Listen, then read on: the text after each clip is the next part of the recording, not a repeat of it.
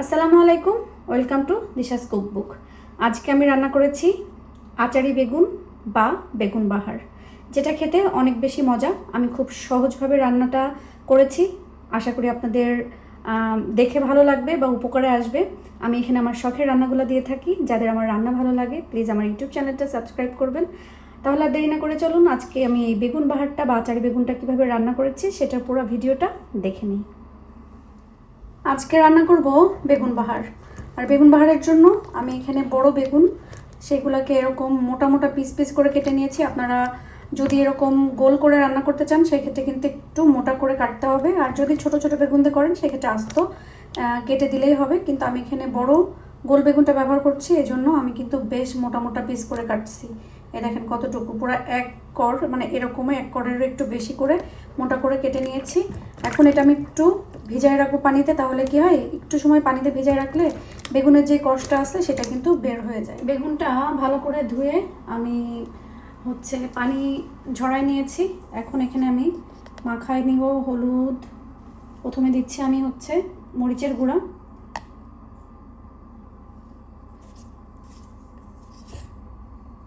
হলুদের গুঁড়া, কারণ বেগুন সবসময় আসলে মরিচ বাদে আমরা হলুদ লবণ দিয়েই মাখায় থাকি। আর আমি যেহেতু বেগুন বাহার বা আচারি বেগুনটা রান্না করব, সেই ক্ষেত্রে কিন্তু একটু মরিচের গুঁড়া দিয়ে মাখায় নিতে হবে। এখানে আমি দিয়ে দিচ্ছি লবণ দিয়ে। এখন এগুলোকে আমি সুন্দরভাবে মাখায় নিব। আপনারা হাত দিয়ে মাখাতে পারবেন, আবার এভাবে মাখায় নিলেও পারবেন।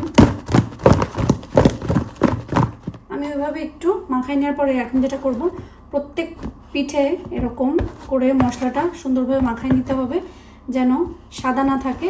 তাহলে কিন্তু মজা হবে, কিন্তু একটু কম হবে, দেখতেও সুন্দর লাগবে। সাদা সাদা থাকলে তো আসলে দেখতে সুন্দর লাগবে না। তো সব মশলাগুলো এক একটার সাথে এক একটা এরকম করে ঘষে ঘষে দুই পাশে সুন্দরভাবে মশলাটা লাগাই নিতে হবে। প্রথমে বেগুনগুলো ভেজে নিব। আমি তেল দিয়ে দিচ্ছি। তেল বেশি না দিলেও হবে, জাস্ট একটু ভাজার জন্য, কারণ বেগুনটা খুব বেশি ভাজা লাগবে না। আর তেলের ভিতরে আমি একটু লবণ দিয়ে দিব। তেলটা একটু গরম হোক। তেলটা গরম হয়ে আসছে, এখন আমি বেগুনগুলো দিই। বিসমিল্লাহ।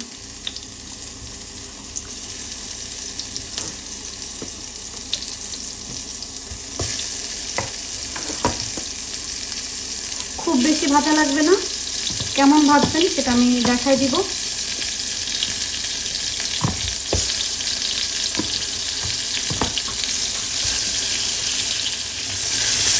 আমার কাছে আচারি বেগুন বা বেগুন বাহারটা এত বেশি ভালো লাগে। আগে প্রায় রান্নাগুলো করা হতো, কিন্তু আসলে অনেক দিন হয়ে গিয়েছে এই রান্নাটা করা হয় না। আজকে খুব বেশি খেতে ইচ্ছা করলো, এই জন্যই ভাবলাম যে বাসায় যেহেতু বেগুন আছে, একটু আচারি বেগুন বা বেগুন বাহারটা বানাই। এখন বেগুনগুলো আমি উল্টাই দিব। জাস্ট এই যে এরকম দুই পাশ ভাজিয়ে হলেই হবে, দেখতে পাচ্ছেন।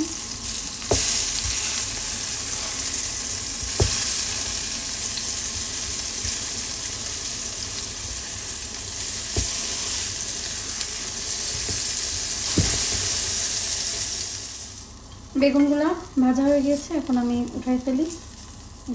জাস্ট এইভাবে ভেজে নিলেই হবে, কারণ বেশি ভাজতে গেলে তখন কিন্তু আপনারা যখন রান্না করবেন তখন একেবারে ভর্তা ভর্তা হয়ে যাবে। বেগুন তো এমনিতে অনেক নরম থাকে, তারপরে দেখেন অনেক বেশি নরম হয়ে গিয়েছে।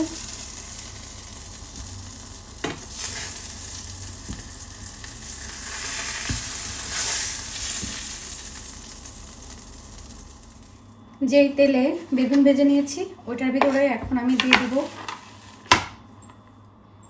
যেই তেলে বেগুন ভেজে নিয়েছি সেটার ভিতরে এখন আমি দিয়ে দিব 1 চিমটি মতন পাঁচফোড়ন। কালো জিরার পরিমাণটা একটু বেশি দেওয়ার চেষ্টা করবেন। আমি এখানে জাস্ট 1 চিমটি মতন দিয়েছি, শুধু একটা সুন্দর ফ্লেভার আসার জন্য। তেলটা অনেক গরম থাকাতে আমার কিন্তু পাঁচফোড়নটা সুন্দর একটা স্মেল দিয়েছে, মানে ঘ্রাণটা অলরেডি বের হয়ে গিয়েছে। এখন আমি পেঁয়াজ দিয়ে দিলাম। এই পেঁয়াজের ভিতরে দিয়ে দেবো আমি 1 কিউব আদা রসুন পেস্ট। সুন্দর মতন ভেজে নিব। যেহেতু বেগুন ভাজার পরে কড়াইতে বা পাত্রে অনেক খানিকটা তেল থেকে যায়, তো এই জন্য এটার ভিতরে আপনারা রান্না করেই নিতে পারেন, কোনো সমস্যা নেই। আর এখানে আমি এখন এটা একটু ভেজে নিব, কিন্তু দিয়ে দিব হচ্ছে সামান্য পরিমাণে লবণ। আমি সবসময় রান্নার সময় বলি লবণটা কিন্তু খুব কেয়ারফুলভাবে দিবেন, কারণ বেশি হয়ে গেলে কিন্তু আসলে খাওয়া যায় না, পুরো কষ্টটাই বৃথা। কিন্তু কম হলে তো আবার অ্যাডজাস্ট করাই যায়। তো আমি এখন সুন্দর করে পেঁয়াজ এবং আদা রসুন পেস্টটা ভেজে নিব। পেঁয়াজটা একটু ভাজা ভাজা হয়ে আসার পরে আমি এর ভিতরে দিয়ে দিব সামান্য গরম পানি। আর আচারি ফ্লেভারটা কিন্তু আপনার পাঁচফোড়নেই চলে আসবে। এখন পানি দিয়ে দিলাম পেঁয়াজটা একদম সফট হওয়ার জন্য। আমি এটা এখন ঢেকে দিব।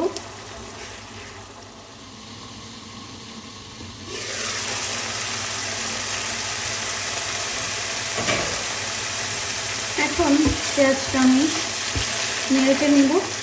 পেঁয়াজ কিন্তু সেদ্ধ হয়ে গিয়েছে এবং এই যে ছোটো ছোটো কালো দেখতে পাচ্ছেন, এগুলো কিন্তু পাঁচফোড়নের জন্য। এখন আমি একটা করে মশলা দিয়ে দিই। আমি এখানে প্রথমে দিয়ে দিচ্ছি জিরা গুঁড়া, তারপরে দিয়ে দিচ্ছি ধনিয়া গুঁড়া, সবগুলো সমপরিমাণে হাফ চা চামচ করে। ঝালটা আপনারা আপনাদের টেস্ট অনুযায়ী দিবেন, আমি সব কিছু একদম সমানভাবে দিচ্ছি। দিয়ে একটু নাড়াচাড়া করে নিব।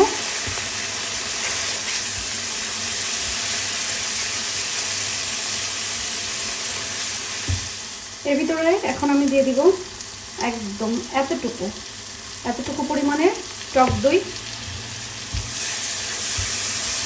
জাস্ট কালারটা সুন্দর আসার জন্য এবং টেস্টটাও একটু ক্রিমি আসবে, খেতে অনেক বেশি ভালো লাগবে।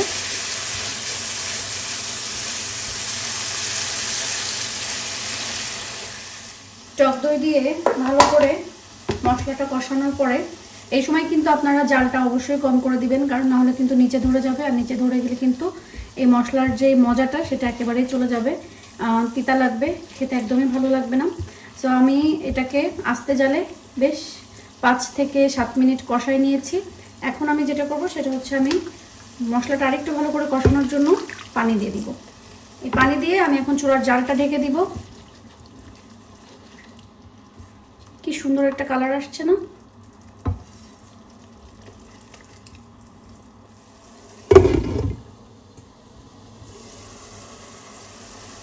মশলাটা কষানোর পর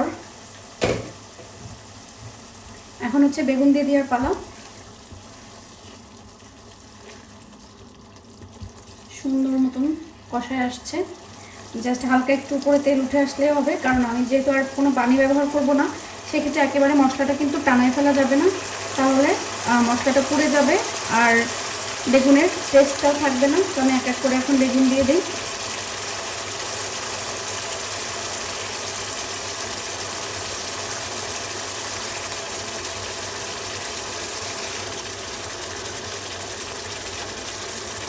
এই রান্নাটা আমার খেতে অনেক বেশি ভালো লাগে, যেহেতু একটু টক মিষ্টি ঝাল হয় আর আচার একটা ফ্লেভার বের হয়। এই বেগুনটা অনেক বেশি পুড়ে গেছে, ব্যাপার না।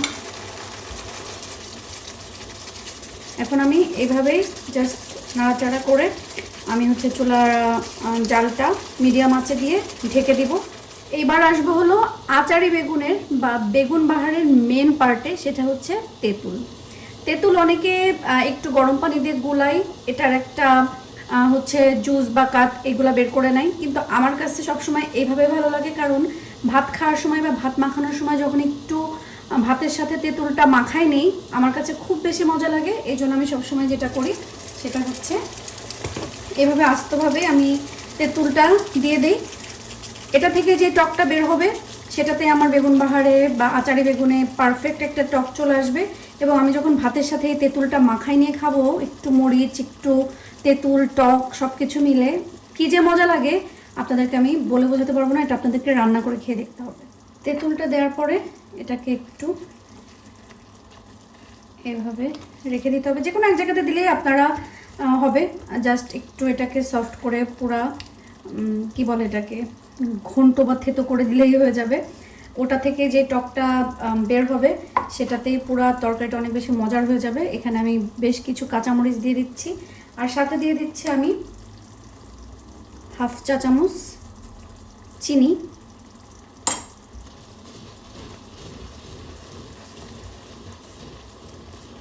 কি মনে হচ্ছে বলেন? দেখে মনে হচ্ছে না যে অনেক মজা হবে? এই পর্যায়ে আপনারা কি করবেন, এইভাবে আস্তে করে মানে আলতো করে নিয়ে এভাবে বেগুনগুলোকে উল্টাই দিবেন। বেগুন কিন্তু মোটা করে কাটার কারণেই আমি এখন এটাকে পারফেক্টলি উল্টাতে পারছি বা এটাকে দেখা যাচ্ছে, এটার অস্তিত্ব আছে। আপনারা যদি চিকন করে কাটেন সেই ক্ষেত্রে কিন্তু একদম ঘন্ট হয়ে যাবে। কখনোই চিকন করে কাটতে যাবেন না, প্লাস হচ্ছে খুব বেশি ভাজতে যাবেন না, কারণ এটা যেহেতু মশলার সাথে রান্না হবেই, সেই ক্ষেত্রে হালকা একটু ভেজে নিলেই হয়ে যায়। সো এটাকে আমি এখন আবারও বেশ কিছু সময় 5 থেকে 7 মিনিট বা 10 মিনিট আস্তে জাল দিয়ে আমি কষায় নিব। তাহলে বেগুনের ভিতরে টক মিষ্টি ঝাল সব কিছু মিশে বেগুনটা একদম একাকার হয়ে যাবে। এখানে এখন আমি নামানোর আগ মুহূর্তে যেটা করবেন সেটা হচ্ছে একটা তেজপাতা আর একটা এলাচ দিয়ে দিবেন, শুধু একটা ফ্লেভারের জন্য। বেশি আগে দিলে অনেক বেশি স্ট্রং মাংসের মতন একটা ঘ্রাণ চলে আসতো, যেটা আমার ভালো লাগে না। এই জন্য আমি কি করি, সেটা আমি একদম লাস্টের দিকে দিয়ে এখন আমি ঢেকে দিয়ে আরও 5 মিনিট এরকম আস্তে জাল দিয়েই আমি রান্না করব। সুন্দর একটা মাখো মাখো বেগুনের সাথে মশলাটা মাখো মাখো ভাব হয়ে যাবে, আর সুন্দর একটা মশলা মশলা ঘ্রাণ হবে। খুব স্ট্রং একটা ঘ্রাণ আসবে না, যেহেতু এটা বেগুন। মাংসের মতন ওরকম স্ট্রং ঘ্রাণ আমি চাচ্ছি না, জাস্ট লাইট একটা তেজপাতা বা এলাচের ঘ্রাণ হলেই খেতে অনেক বেশি ভালো লাগবে বা মুখরোচক মনে হবে। তো এখন আমি তেজপাতা আর এলাচ দিয়ে দিয়েছি, আমি এটাকে ঢেকে আরও এরকম আস্তে জালে 5 মিনিট রান্না করব। আচারি বেগুন রান্না শেষ। বাংলাদেশ। এত সুন্দর একটা ঘ্রাণ বের হয়েছে, মানে যদি ভিডিওতে আপনাদেরকে আমি ঘ্রাণটাও দিতে পারতাম তাহলে হয়তো অনেক বেশি ভালো লাগতো। তো দেখেন কেমন মজার একটা আচারি বেগুন বা বেগুন বাহার হয়ে গিয়েছে। আমার রান্না খুব সহজ রান্না, যদি আপনাদের ভালো লেগে থাকে, আমি একদম ঘরোয়া রান্না দেখাই। নতুন রাঁধুনি যারা আছে তাদের জন্য আমার এই রান্না বা আমার শখের রান্নাগুলো আমি দিশাস কুকবুকে দিয়ে থাকি। আপনাদের যাদের আমার রান্না দেখতে ভালো লাগে, আমার ইউটিউব চ্যানেলটা সাবস্ক্রাইব করে দেবেন। দিশাস কুকবুক আমার ভালোবাসার একটা জায়গা, আমার শখের একটা জায়গা। আর আপনাদের আমার রান্না কেমন লাগে কমেন্টসে সবাই করেন, যারা যারা কমেন্ট করেন থ্যাংক ইউ সো মাচ। আর আপনারা এই রান্নাটা কেমন লাগলো সেটাও কমেন্ট করে জানাবেন। তো আজকের মতন আমি রান্না এখানে শেষ করছি, আমার রান্নাটা হয়েও গিয়েছে। তো সবাই ভালো থাকেন, সুস্থ থাকেন, আল্লাহ হাফেজ।